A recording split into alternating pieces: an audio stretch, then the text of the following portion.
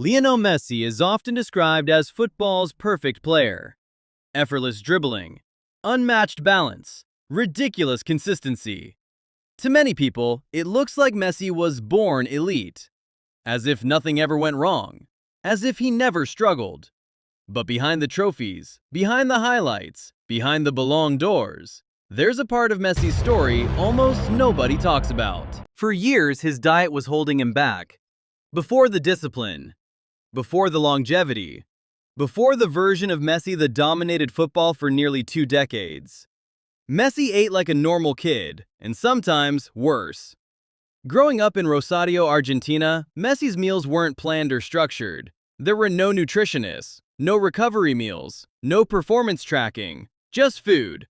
Pizza, empanadas, white bread, pastries, processed snacks, comfort food, cheap food, easy food.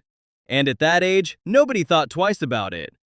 Messi was small, light, and unbelievably talented. He ran past everyone, scored constantly, and barely seemed to get tired.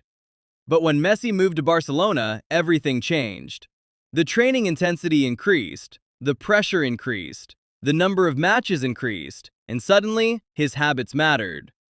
At Barcelona, Messi wasn't just playing youth football. He was training every day at one of the most demanding clubs in the world. That's when the problem started. The biggest issue wasn't what Messi was eating, it was what he was drinking. Messi reportedly drank multiple cans of soda every single day. Not occasionally, not as a reward, daily. Sugary, carbonated drinks became part of his routine. At first, it didn't seem like a big deal. He was still destroying defenders, still scoring goals, still being Messi. But internally, his body was reacting. During matches, Messi began experiencing stomach discomfort, nausea, digestive issues, sudden drops in energy. There were moments where he felt sick on the pitch. In some cases, he even vomited during games. For a professional footballer, that's a serious warning sign. But Messi didn't connect the dots immediately. Like many young players, he believed talent and training were enough. He thought food was secondary, something that didn't really affect performance. And for a while, he was right. His ability was so extreme that it covered the cracks. But football at the highest level never lets weaknesses stay hidden forever. As Messi moved into his late teens and early 20s, Barcelona's medical staff started paying closer attention. They noticed patterns. Messi wasn't injury-prone in a dramatic way. He wasn't constantly sidelined. But there were frequent minor issues. Fatigue, inflammation, digestive discomfort, things that shouldn't be happening to a player that young. The club started investigating everything: training load, sleep, recovery, and eventually, nutrition. That's when the uncomfortable truth came out. Messi's diet was limiting him. Sugar spikes were affecting his energy levels. Processed food was slowing his recovery. Carbonated drinks were harming hydration and digestion. Barcelona made it clear.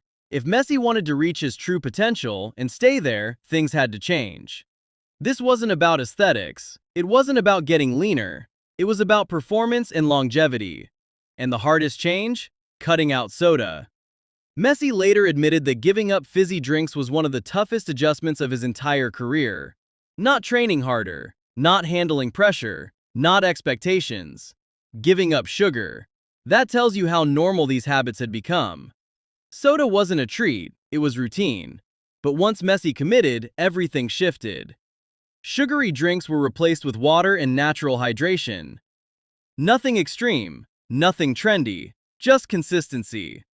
And the difference was immediate. Messi felt lighter during matches, his energy lasted longer. Recovery between games improved dramatically. The stomach issues disappeared. This is when Messi entered a new phase of his career. Not just a talented footballer, but an optimized athlete. From this point forward, Messi didn't rely purely on instinct and skill. He supported them with discipline. Into his 30s, he remained dominant, still explosive, still sharp, still decisive. That wasn't luck, it was adaptation. Messi adjusted his diet as his body changed. The version of Messi people saw dominating La Liga in his 30s wasn't just talented, he was disciplined. And that discipline started years earlier, by fixing bad habits. What makes this story so important is how human it is. The greatest footballer of all time didn't start with perfect habits. He didn't magically know what to eat. He made mistakes. He ignored warning signs. He paid the price. Then he learned. And once he learned, he never went back. People often say Messi didn't need to work hard, that everything came naturally. But that's a myth. Yes, the talent was extraordinary, but talent alone doesn't last 20 years at the top. Habits do. And food is one of the most overlooked habits in football. Messi is proof that even the best in history had to clean things up to unlock their full level. He wasn't born perfect, he built perfection. And it started with something simple: what he put in his body. Because at the highest level of sport, margins are tiny.